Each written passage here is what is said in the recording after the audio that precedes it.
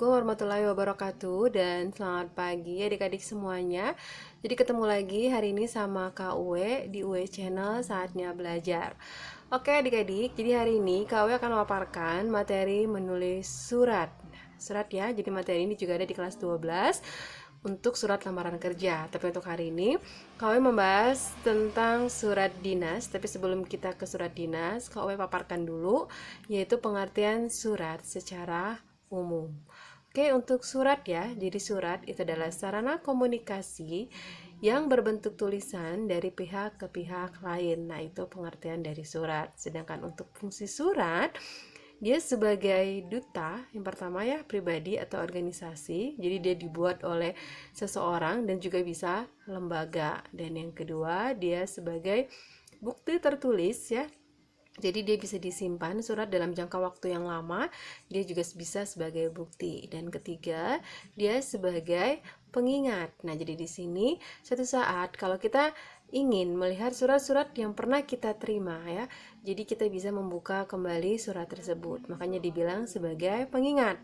Dan yang keempat, dia sebagai historis atau ada sejarahnya di sana, karena emang surat itu mungkin penting dan surat tersebut bisa dimuseumkan. Dan mungkin kalau kita pernah ke museum ada di bingkai ya beberapa surat penting di sana, makanya dia bisa sebagai pengingat, sebagai bukti, dan juga sebagai ada sejarahnya di sana. Dan terakhir, dia sebagai pedoman ya atau acuan.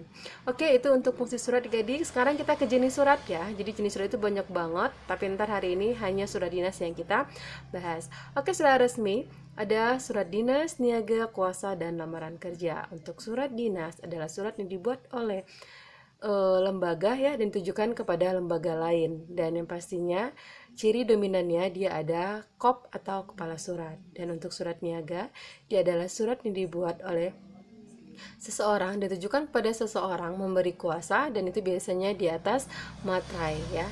Itu untuk surat kuasa. Dan juga ada surat niaga. Jadi surat niaga itu adalah surat jual beli ya.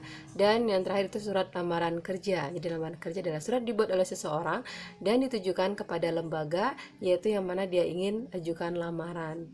Kenapa dia dibilang sebagai surat resmi? Karena lamaran kerja ditulis menggunakan kata yang baku ya, atau sesuai dengan kaidah bahasa Indonesia. Dan yang tidak resmi itu ada dua.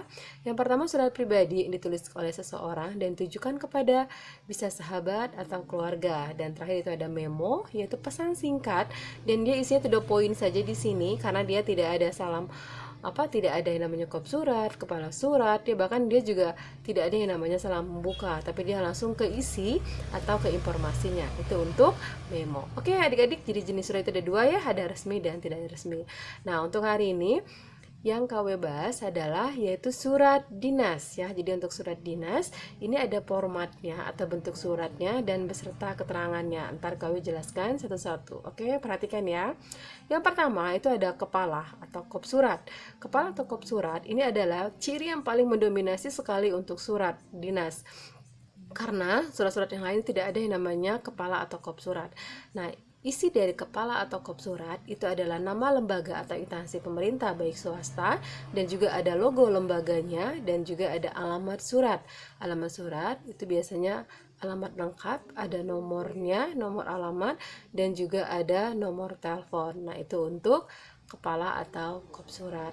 Nah, sedangkan untuk tempat dan tanggal surat di sini adalah yaitu di mana kita menulis surat tersebut ya, dan tanggal hari itu kita membuat surat. Nah, itu dicantumkan di sana. Biasanya misalnya Bandung, tanggal 20 Juni 2020.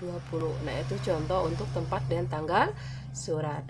Dan berikutnya ada nomor surat. Nah, ini untuk surat dinas itu hanya surat dinas saja yang ada nomor surat. Jadi kalau di lembaga pemerintah maupun swasta itu ada yang namanya buku ya. Jadi buku kapan surat tersebut itu dikeluarkan. Jadi itu ada nomor surat tersebut dikeluarkan, ada tahun, dan juga ada nama instansinya, dan juga ada bulan. Jadi contoh misalnya surat tersebut misalnya 025 dikeluarkan udah ke 25 kali, terus dia ada garis miring ya, ada tahun, ntar ada bulan, dan juga ada nama instansinya di situ. Nah, terus untuk nomor 4 itu ada lampiran. Jadi berapa terlampir surat tersebut? Apakah 1 lembar, 2 lembar, dan seterusnya. Dan berikutnya itu ada perihal. Jadi perihal itu adalah berisi apa sih isi surat tersebut? Apakah undangan, apakah surat permohonan, apakah surat izin? Nah, itu isi dari perihal. Dan nomor 6 ada alamat suratnya ya, alamat suratnya lengkap. Dan 7 ada salam pembuka. Dan 8 itu ada tubuh surat yang isinya ada pembuka, ada isi, dan penutup. Dan 9 itu ada salam penutup. Dan nomor 10 ada nama pengirim lengkap ya, dan juga ada tanda tangan di sana. Dan terakhir itu ada tembusan. Nah, tembusan di sini adik-adik itu berisinya biasanya misalnya tembusan 1 itu ada ada kepala sekolah, kedua ada waka kurikulum. Jadi itu maksudnya bahwa surat tersebut sudah melalui atau disetujui oleh pihak berwenang atau pihak terkait. Nah, itu untuk tembusan. Oke adik-adik, itu untuk materi ya. Jadi ini udah KW ringkas untuk materi surat, terutama itu untuk surat dinas. Nah, sekarang kami ada contoh soal. Ini adalah 2 contoh soal yang sering keluar di ujian. Nah, yang pertama itu biasanya pertanyaannya adalah manakah penulisan alamat surat ya yang benar. Nah, di sini ada contohnya. Kepada yang terhormat itu ada titik, terus ada titik 2, James Jason, jalannya disingkat ya jadi JL, Imam Bonjol 57 Samarinda. Nah, itu salah yang pertama. Kepada di situ salah karena kepada itu ditulis di amplop depan ya, bukan di dalam isi surat. Sedangkan jalan itu salah juga karena dia tidak boleh disingkat, jadi harus ditulis jalan JLN, dan nggak boleh JL, dan juga nggak boleh JLN. Imam Bonjol 57 Samarinda. Nah, kalau kita lihat ya di sana ada titik, jadi di sana itu salah, jadi dia nggak boleh ada tanda titik ya adik-adik ya. Nah, yang benarnya yang terhormat titik 1 James Jason, Jalan Imam Bonjol 57 Samarinda. Jadi dia emang jalan yang gak disingkat dan Samarindanya tanpa tanda titik di sana. Dan untuk salam penutupnya nah ini juga sering keluar ya. Jadi untuk sering keluar juga untuk salam penutup, ntar bentuk pertanyaannya adalah manakah penulisan salam penutup yang benar. Nah, kalau kita lihat di sini, atas perhatiannya itu koma, kami ucapkan banyak terima kasih. Nah, di situ salah ya adik-adik ya. Karena di situ adalah bentuk kata ganti orang ketiga.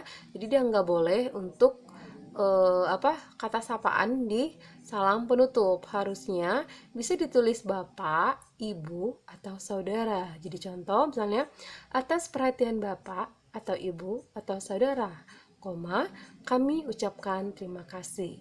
Nah, kata banyak di situ juga salah karena banyak itu udah berlebihan ya. Jadi langsung saja kita ucapkan terima kasih, itu udah pas sekali dan udah tidak berlebihan. Tapi kalau kita katakan dengan kata banyak atau kami ucapkan banyak terima kasih sekali, wah itu tambah salah. Jadi emang bahasa Indonesia itu dia harus efektif ya, harus hemat juga.